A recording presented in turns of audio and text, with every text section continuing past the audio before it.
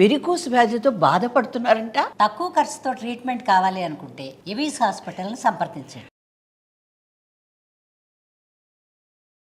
నమస్తే రమ్మగారు. నమస్తే జయ. రమ్మగారు, ఏదైనా నావెల్ చెప్తారా? చెప్తాను జయ. మల్లాది వెంకటకృష్ణమూర్తి గారివి 2 నవలలు ఆల్రెడీ మనం చెప్పి కూడా 2 ఏళ్ళయింది. అవును కదా. అవును. అందమైన జీవితం ఒకటి, మందాకిని, ఈ 2 మన వాళ్ళు మళ్ళీ మళ్ళీ వేస్తూనే ఉన్నారు. ఆ 2 నవలలు చెప్పినప్పుడు నేను వారితో మాట్లాడినప్పుడు జయం చాలా ఇష్టం నాకని నేను చెప్పాను. మీకు ఇష్టం అన్నారు కదమ్మా, అది కూడా చెప్పండి అన్నారు. కానీ నేను జయం చెప్పడానికి పర్మిషన్ అయితే వారి దగ్గర సవినయంగా తీసుకున్నాను, కానీ దాన్ని చెప్పగలిగే సాహసం లేదు నాకు. ఎందుకు రమ్మగారు? చెప్తా. అదే ఈ జయం అనే నవల ఒక పూర్తి ఆధ్యాత్మిక నవల. అందులో ఉన్న స్పిరిచువల్ థింగ్ని నేను సరిగ్గా ప్రజెంట్ చేయగలనో లేదో, దాంట్లో ఆయన చూపించిన ఆధ్యాత్మిక విషయాలని నేను బాగా చెప్పలేనేమో అని అట్లా అట్లా పోస్ట్ పోన్ చేస్తూ వచ్చా. ప్రతిసారి ముందు మల్లాది గారిది ఒక పుస్తకం అని చెప్తూనే ఉన్నానా అనుకుంటూ కూడా నేను పుస్తకం చేత్తో పుచ్చుకోవటం, పట్టుకురావాలని దాన్ని తీయడం మళ్ళీ వద్దులే, ఇంకా నేను బాగా చెప్పలేను. ఇప్పుడు కూడా నాకు పూర్తి ధైర్యం ఉందని నేను అంటలా. పూర్తిగా నేను దాన్ని సరిగ్గా ప్రజెంట్ చేయగలనన్న గట్టి నమ్మకం నాకు లేదు. ప్రయత్నం చేస్తా. అంత స్పెషల్ అయితే చాలా ఈ మాట అంటున్నారంటే నిజంగా ఆలోచించాల్సింది. చాలా స్పెషల్. నాలాంటి వాళ్ళు ఎవరైనా సాహసం చేయాల్సిందే దాన్ని. అంత గట్టి పుస్తకం. చాలా బాగుంది కూడా. యాక్చువల్గా ఈ పుస్తకం చదివే నాటికి నాకు భగవద్గీత మీద కొంత అవగాహన ఏర్పడింది. దానివల్ల ఇది నాకు అర్థమైందని నేను నమ్ముతున్నా. డెఫినెట్గా ఒక సామాన్యమైన మనిషి ఎవరైనా సరే, మన మానవుడిగా పుట్టిన వాడి ప్రతి వాడిలోనూ భగవంతుడు ఉంటాడు. శివుడు లోపల ఉంటాడు. అది శివుడు ఉన్నాడని నేనే వాడినని తెలుసుకోవటం చాలా కష్టం. ఎన్నోసార్లు పుడితే కానీ మనిషిగా అది తెలుసుకోలేకపోతారు. నేనన్నది వేరు, ఈ దేహం వేరు, ఇదొక చొక్కా మాత్రమే అని మనకు అర్థం కావటం అసలు కష్టం. తెలియదు ఎవరికి. మనకు అప్పుడప్పుడు తెలుస్తుంది మనదేం లేదు, ఇది మనం కాదు అని. ఒక దశలో ప్రతి మనిషికి జీవితంలో ఎప్పుడో ఒకసారి ఒక స్పార్క్ లాగా వస్తుంది. దాన్ని పట్టుకుని నేను వేరు, ఇది వేరు అని ఖచ్చితంగా తెలుసుకోవటం ఎవరో మహానుభావుల వల్ల అవుతుంది. వాళ్ళని మనం గురువులు అంటాం, అవధూతలు అంటాం, మునులు ఋషులు అని చెప్పుకుంటాం, బాబాగారు అనుకుంటుంటాం. రేర్గా ఉంటారు కొంతమంది. అలాంటి వాళ్ళు మనతో పాటే తిరుగుతూ కూడా ఉండొచ్చు. వాళ్ళు అది తెలుసుకున్న వాళ్ళు, భగవంతుని దర్శించిన వాళ్ళు, తమలో ఉన్న దైవాన్ని తమే కంటితోటి చూడగలిగారు అని మనకి అర్థం కాదు. అలాంటిది ఒక పాయింట్ ఉంటుందని కూడా తెలీదు మామూలు వాళ్ళకి. ఆ తెలియని ఒక పాయింట్ని ఒక నవల రూపంలో రాశారు. ఇప్పుడు ఇది చూడు ఎంత పెద్ద విషయం. దీన్ని నవల అనగానే మామూలుగా చదివించటం కుదురుతుందా? అస్సలు. ఇది మనకు అర్థం కాదని మానేస్తాం. అవునవును కదా. స్పిరిచువల్ థింగ్ ఎవరికి అర్థం అవుతుంది? ఇంత స్పిరిచువాలిటీ మనకు అర్థం కాదు, అలా భావిస్తాం. కానీ చదివింపచేసే స్పిరిచువాలిటీ ఉంది జయం పుస్తకంలో. ఎంత బాగా రాశారంటే మల్లాది గారు, హ్యాట్స్ ఆఫ్ వారికి.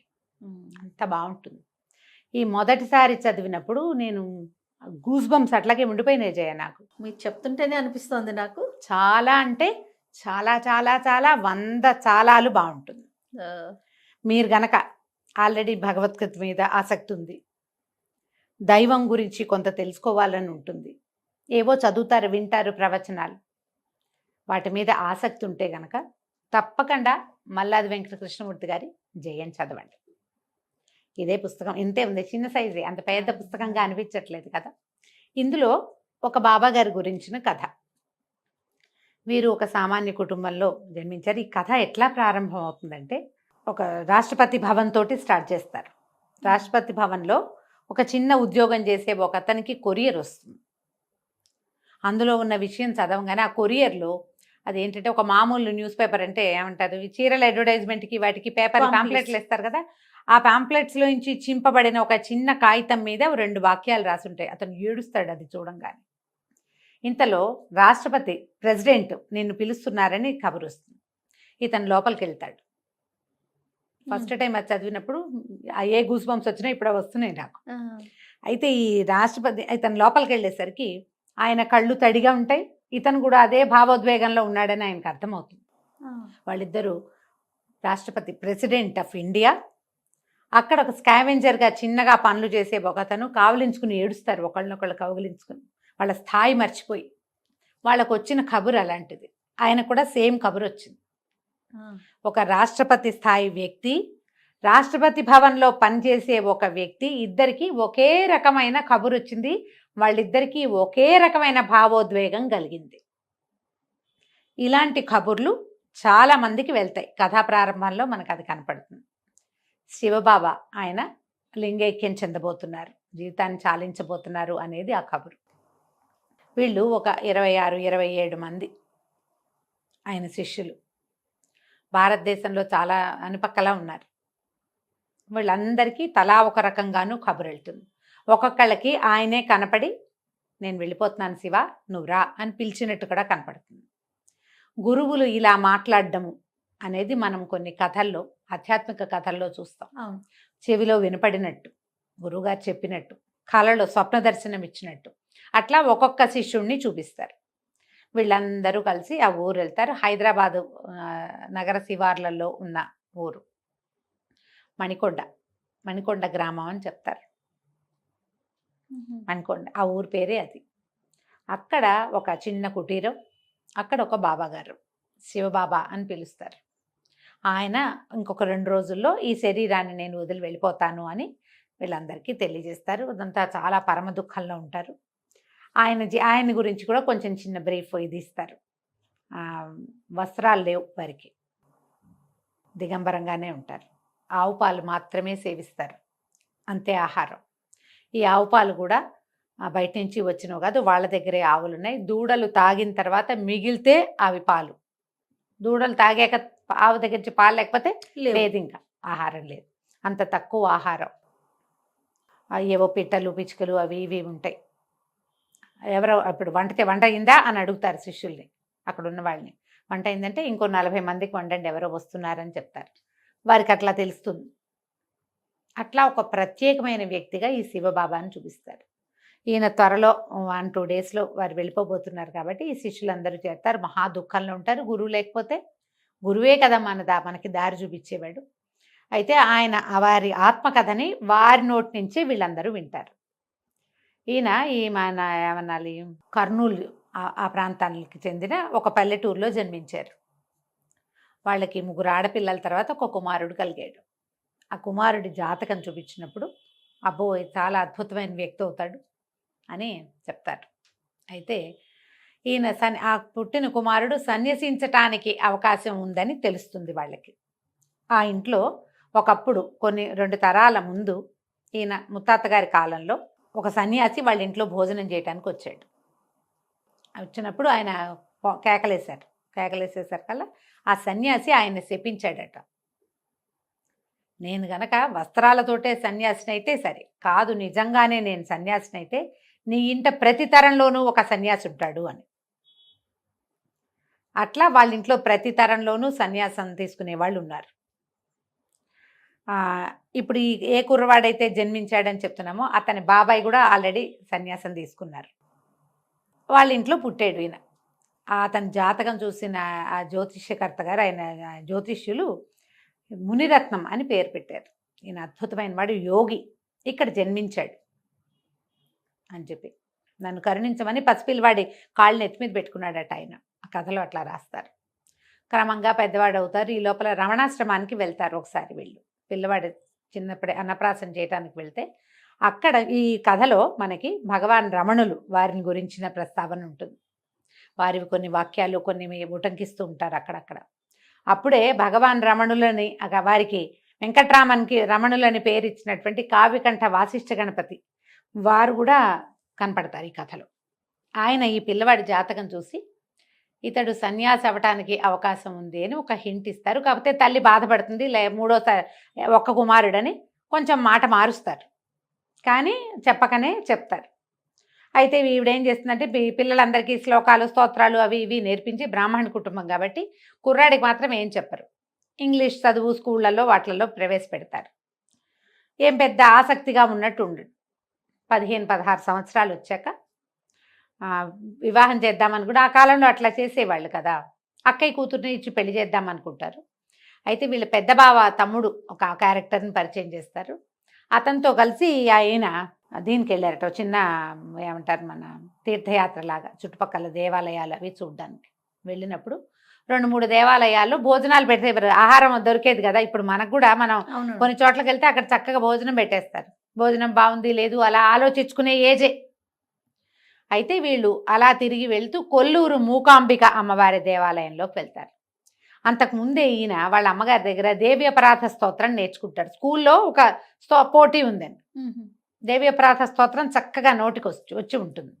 ఇంకా కొన్ని స్తోత్రాలు వచ్చు, స్కూల్ కోసం నేర్చుకున్నదే. నిజానికి వాళ్ళ అమ్మగారు ఈ పిల్లవాడిని దేవాలయాలకి తిప్పటాలు అవి ఏం పెద్దగా చేయలే. ఆ భయంతో క్రమంగా ఆవిడకి ఆ భయం కూడా పోయింది. కానీ కొల్లూరు మూకాంబిక దేవాలయంలోకి వెళ్ళేసరికి ఆ అమ్మవారిని చూసేసరికి ఇతను మైమర్చిపోయి అక్కడ ఈ దేవి అపరాధ స్తోత్రం చదివి గుళ్ళోంచి బయటికి రావాలనిపించింది. ఆమెలో ఉండిపోవాలి, అక్కడే ఉండిపోవాలి, గుళ్ళోనే ఏడ్చేస్తారు విపరీతంగా.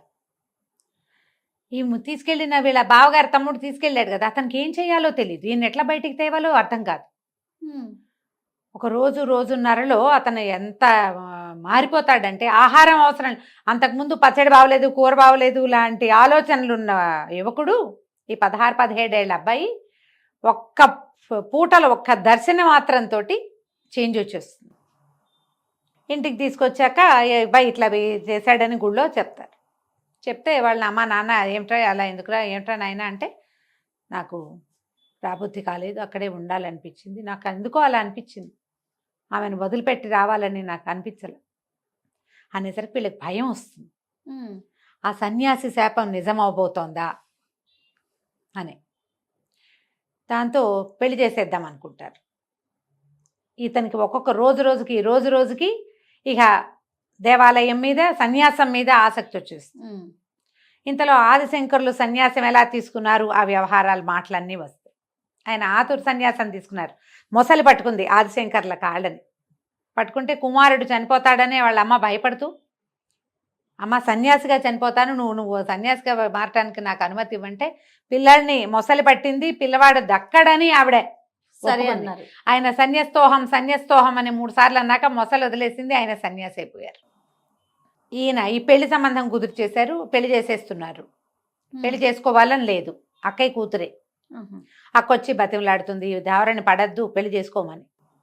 అయితే ఇంకేం చేయాలో తెలియదు, ఒక ఐడియా వస్తుంది. ఈ శంకర్ల లాగానే ఈ మురళి అని తనతో పాటు దేవాలయానికి వచ్చారుగా, అతనితోటి ఒక చిన్న ప్లాన్ చేయించి పాము కాటేసినట్టుగా ఒక నాటకం ఆడి ప్రాణం పోయే స్థితి వచ్చింది. అమ్మ సన్యాసిగా చచ్చిపోతాను నేను, సన్యాసం నాకు అవకాశం ఇవ్వమని తల్లిని అడిగి ఆవిడతో సన్యాసి తీసుకోను ఆయన అని అనిపించుకుంది.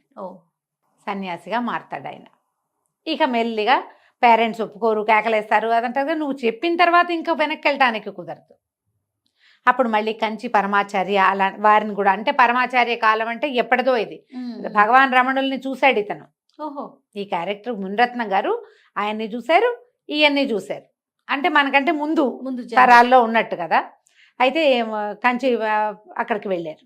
వెళ్తే ఆయన ఏమన్నారు, ఒకసారి సన్యాసం అన్న తర్వాత ఇంకా కుదరదు, పర్వాలేదు, ఈ బాబాయ్ ఆల్రెడీ సన్యాసం పుచ్చుకుని ఉన్నారు కదా, ఆయనది ఒక కుటీరం ఉంది వీళ్ళింటి దగ్గరే, అందులో ఉండనివ్వండి, ఏదైనా చదువు అంటే ఏదో ఇంకో చదువుకుంటాడు, బాబాయ్ పుస్తకాలు ఉన్నాయి. క్రమంగా ఆయనకి ఇంట్లో ఉండబుద్ధి కాదు. 17-18 సంవత్సరాలు ఇక్కడి నుంచి వెళ్ళి మొదట రుద్రకోటేశ్వర స్వామి దేవాలయం, ఈ నెల్లూరు కాదు కర్నూలు చుట్టుపక్కల గ్రామాలని చూపిస్తారు, రాయలసీమ చుట్టుపక్కల. అక్కడ కొంతకాలం ఉంటారు. అక్కడి నుంచి ఇంకో చోటకి మారుతూ క్రమంగా ఈయనలో ఆధ్యాత్మిక ప్రగతి వస్తుంది. మనం సన్యాసం పుచ్చుకోవటం అంటే ఏమిటి, చాలామంది సన్యాసుల్ని మనం చూస్తాం, అసలు అది ఏమిటో ఇందులో మనకు తెలియజేస్తారు. పోనీ మళ్ళీ ఇది బోర్ కొట్టదు, మనకి బోర్ కొట్టదు. ఎట్లా ఆయన తనే దైవంగా ఎలా మారారో, ఎట్లా ఈ జీవాత్మ పరమాత్మ తత్వంగా మారాడో మనకి క్లియర్గా చూపిస్తారు. రకరకాల వ్యక్తులు. ఈయనకి తర్వాత మీ కుండలిని యోగం వారికి ఎట్లా లభించింది, కుండలిని యోగాన్ని కూడా ఎంత బాగా చెప్పారు, చాలా వివరంగా. ఎలాంటి దశలు దాటుతుంటే వ్యక్తుల్లో ఎలాంటి వికారాలు వస్తాయి మనం చూస్తుంటాం జయ. ఇది అసందర్భం కాదేమో అనుకుంటున్నా, కానీ సాధారణంగా ఇట్లా సాధనలో ఉన్నవాళ్ళు సాధన ముందుకు వెళ్తుంటే కొంతకాలానికి ఒక రకమైన శక్తులు వస్తాయి వాళ్ళకి, ప్రతి వాళ్ళకి, ఆ సాధకులకి వచ్చినప్పుడు ఏం చేస్తారంటే ఆ శక్తి ప్రదర్శనలోకి దిగుతారు. చుట్టూతా ఉన్న సమాజం వారిని ప్రొవోక్ చేస్తుంది, పాపం సాధన ఆగిపోతుంది. అవునండి, మనం గమనిస్తూ ఉంటాం. అద్భుతమైన శక్తులు ఉన్నట్టుగా తోస్తుంది వాళ్ళకి. పూర్తి విద్య సాధన గనక పూర్తయ్యి వాళ్ళు భగవద్ దర్శనమే చేసి సహస్రారానికి ఆ కుండలిని గనక చేరితే అసలు ఈ ప్రదర్శన రాదు, అహంకారం రాదు, ఇంకేం ఉండదు అక్కడ. కానీ ఈ మధ్య మార్గంలో అది చాలా వికారాలకి కూడా గురి చేస్తుంది సాధకులు. అవును, అక్కడ ఆగిపోతారు.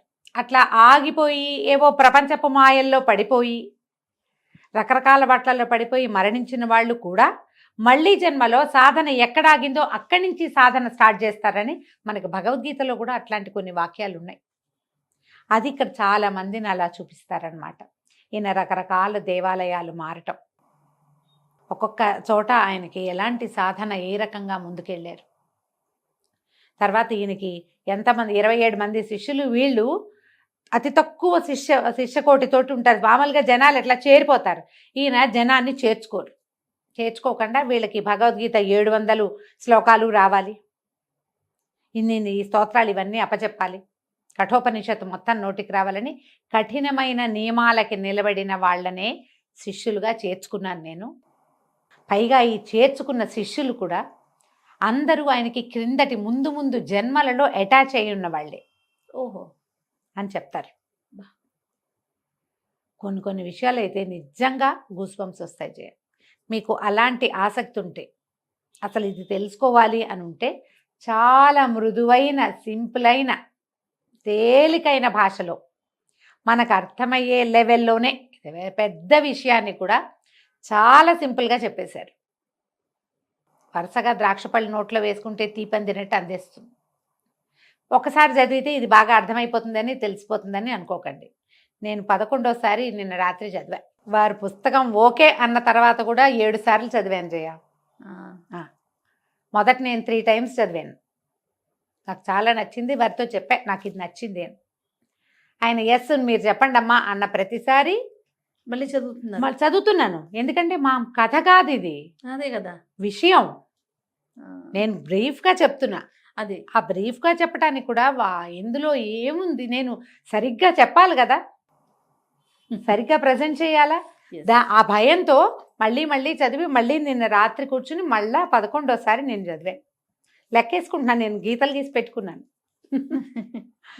దీన్ని మనం నవలగా కాదు, మన ఆధ్యాత్మిక ప్రగతికి ఒక సహాయకారి పుస్తకంగా కూడా భావించవచ్చు. ఈయన లింగైక్యం చెందటము, శివైక్యం చెందటం, తర్వాత మాకు ఇంకొక భౌతిక గురువుని ఇవ్వమని వీళ్ళు అడిగేసరికి ఒక గురువుగారు వస్తారు. ఆ టైంకి ఈయన వెళ్ళే టైంకి గురువుగారు వచ్చేస్తారు. తన శిష్యులకి తనలాగా ఒక ఫిగర్ కావాలి, ఏమంటారు గురువు, భౌతిక గురువు కనపడాలి గురువు. దానికోసమని వారిని రమ్మంటారు. ఆ ప్రెసిడెంట్గా ఉన్న ఆయన తప్ప మొత్తం మిగిలిన శిష్యులందరూ చేరిపోతారు. ఆయన రాలేరు.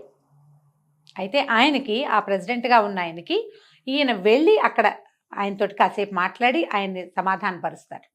మనకు అది చూపిస్తారు. ఈ గురువుల్లో మనకి ఆధ్యాత్మిక ప్రగతి సాధించిన వాళ్ళు ఒకే సమయంలో 3-4 చోట్ల ఉండగలరు. కొంతమంది గురువుగారుల గురించి మనం వింటాం, అది చూపిస్తారనమాట. ఆయనతో మాట్లాడి నువ్వు ఇంకా ముందుకెళ్తావు, నువ్వు ఫలానాది చెయ్యి. ప్రతి వాళ్ళకి వాళ్ళు మోక్ష సాధనకే ప్రతి జీవుడు ప్రయత్నిస్తాడు. అది అర్థమయ్యే పుటకొస్తుంది, అర్థం కాని పుటకొస్తుంది. మనం ఎట్లా పుడతామో తెలియదు కదా. మనం అర్థమయ్యే సమాజం, అర్థం చేసుకోగలిగే సమాజం, అర్థం చేసుకోగలిగే పరిస్థితులు అవి ఉన్న చోట మనం పుట్టేమనుకో కొంత తెలుస్తూ ఉంటుంది. ఆ సమాజంలో పుట్టినా కూడా మనం జడంగానే ఉండేవాళ్ళు కనపడతారు కదా.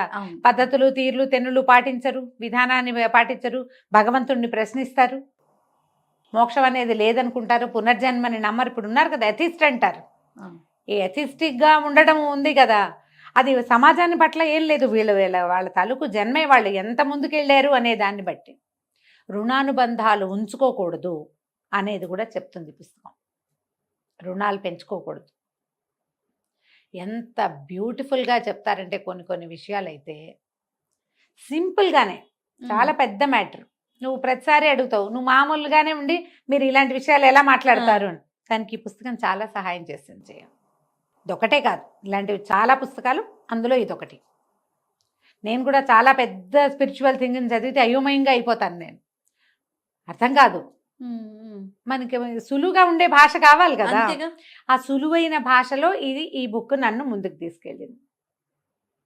జయం చదివితే మీలో వచ్చే మార్పు మీరు ఖచ్చితంగా తెలుసుకుంటారు. దీని తర్వాత వచ్చిన కొన్ని పుస్తకాలు ఇలాగే ఆధ్యాత్మికంగా ముందుకు తీసుకెళ్లే బుక్స్ రాశారు వారు. వాటన్నిటికంటే కూడా నాకు ఇది ఇష్టం. నాకు అవకాశం ఇస్తారా రమ్మగారు, చదువుకునే అవకాశం? డెఫినెట్గా. ఆ పుస్తకం నాకు ఇస్తే ఇస్తాను. ఒక్కసారి నేను చదివి మళ్ళీ మీకు ఇస్తాను. ష్యూర్. నువ్వు తర్వాత 2-3 ఈ పుస్తకం చదవండి అని చెప్తావు. అదే తప్పకుండా. స్లోగా వెళ్ళి హైరాన్ పడిపోకూడదు. మనం కథ చదివేసి తెలిసేసుకోవాలనుకోకూడదు. ఒక్కొక్క విషయం తాపీగా చదువుతూ ఉంటే తెలుస్తుంది. నాకు విశ్వనాథ్ సత్యనారాయణ గారు చాలా ఇష్టం జయ. విశ్వనాథ్ సత్యనారాయణ గారి పుస్తకాల్లో ఆఖరికి నేపాల్ రాజవంశ కథలు, అలాంటివి రాజవంశాల కథల్లో కూడా ఆయన కొన్ని రకాలైన ఆత్మ సిద్ధాంతాలని డిస్కస్ చేస్తారు. అదొక విచిత్రము అని స్టార్ట్ చేస్తారు. చిన్నప్పుడు ఏం చేసేదాన్ని అంటే అదొక విచిత్రము దగ్గర నుంచి 20 పేజీలు టపటపటప తిప్పేసేదాన్ని. వద్దని అర్థం కాదు మనకి. నాకు అర్థం కాదు, నా చిన్నతనం కదా. అయిపోయి ఆ మొత్తం ఆ విచిత్రం పూర్తయిపోయాక ఆ కథ స్టార్ట్ అయ్యే దగ్గర చదువుకునేవారు. నేను అలా మొత్తం పుస్తకాలన్నీ అదే కథ. బాగా పెద్ద అయ్యాక ఐడియాస్ మారిన తర్వాత నేను మిగిలిన పుస్తకాలన్నీ నేను చదివేసినవి. అసలు నేపాల్ రాజవంశ కథలు, తర్వాత ఏమో మొత్తం ఇంచుమించుగా అన్ని కథలు, ఆ పేరు ఈ పేరు అని లేదు. అన్ని పుస్తకాలలో కూడా కాశ్మీరీ రాజవంశ కథలు, అవి కూడా. ఇప్పుడు స్టోరీ ఏం చదవను నేను, ఆ విచిత్రం దగ్గర మొదలు పెడతా. ఆ 20 పేజీలో 15 పేజీలో చదివితే కొంచెం బుద్ధి వికాసం కలుగుతుంది, బుద్ధి వికసిస్తుంది మనకి. ఎందుకంటే ప్రతి వాళ్ళకి హృదయ కుసుమంలో భగవంతుడు ఉంటాడు. ఆ కుసుమం విరబూస్తేనే తెలుస్తుంది. ఇట్లా మొగ్గలా ఉంటుంది, మొగ్గలా ఉన్నాడు భగవంతుడు. ఆ మొగ్గ ఎప్పుడు వికసించాలి? అందరిలోనూ ఉంది మొగ్గ. అదే కదా, మొగ్గగా ఉంటే కుదరదు కదా, అది వికసిస్తే కదా మనం భగవద్ దర్శనం చేయగలిగేది.